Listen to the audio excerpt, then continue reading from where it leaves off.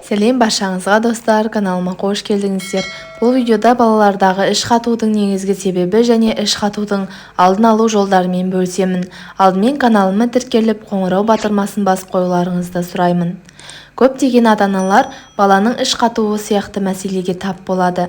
Ішек қозғалысының мұндай бұзылуын дұрыс емдеу осы жағдайдың себебін анықтамай мүмкін емес.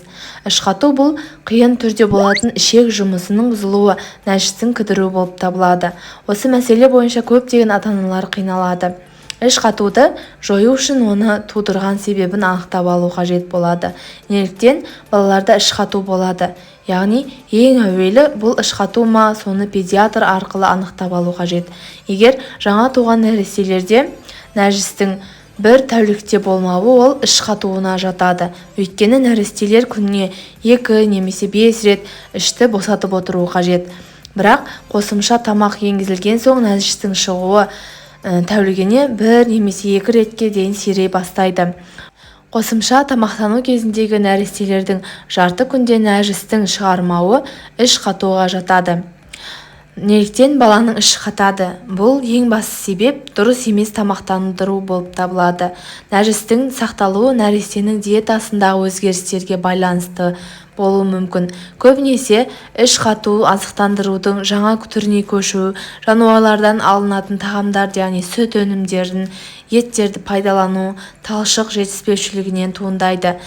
Диетаны бұзу бұл құрғақ және тығыз нәжістің пайда болуына әкелуі мүмкін. Олар төменгі ішекте қалыңдап, қабырғаларды созып, тік ішектің сезімталдығын төмендетеді.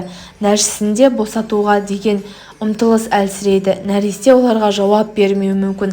Бұл жиі созылмалы іш қатуға әкеледі.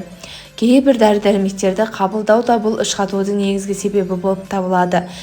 Егер бала дәрі-дәрмекке байланысты іш қатып қалса, бұл туралы педиатрға хабарлауды ұмытпаңыз.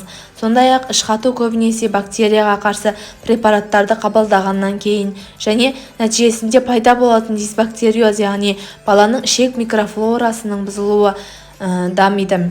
Бұл жағдайда пайдалы микроорганизмдердің мәдениеттері бар препараттармен емдеу керек. Яғни жаңа туылған және емізулі нәрестелердегі іш қатуды қалай білеміз?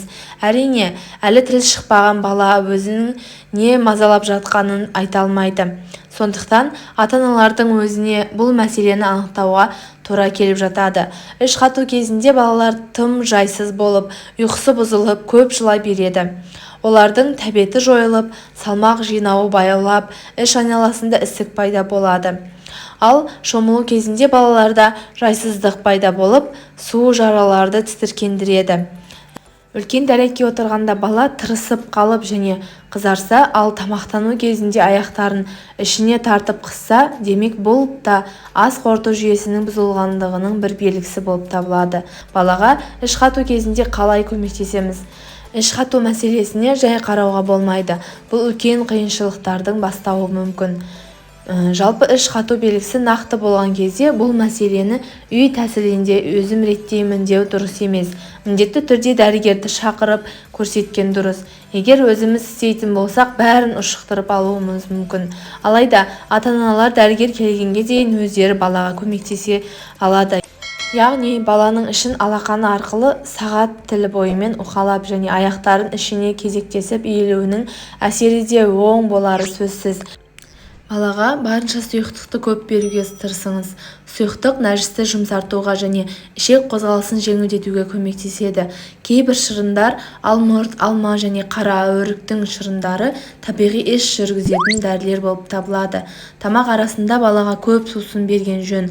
Бұл дәреттің тұрақты болуына ықпал етеді.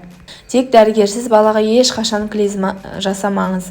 Әрі емізулі ана өзінің жеп жатқан тамағына аса мұқияттылығымен қараған жөн. Яғни майлы тамақтар, кофе, ақ нан, жаңғақ сынды майлы тамақтардан бас тартқан дұрыс. Балалар ауырмасын достар. Видео сіздер үшін пайдалы болған болса, каналыма жазылып, пікір қалдырып, лайк басуды ұмытпаңыздар.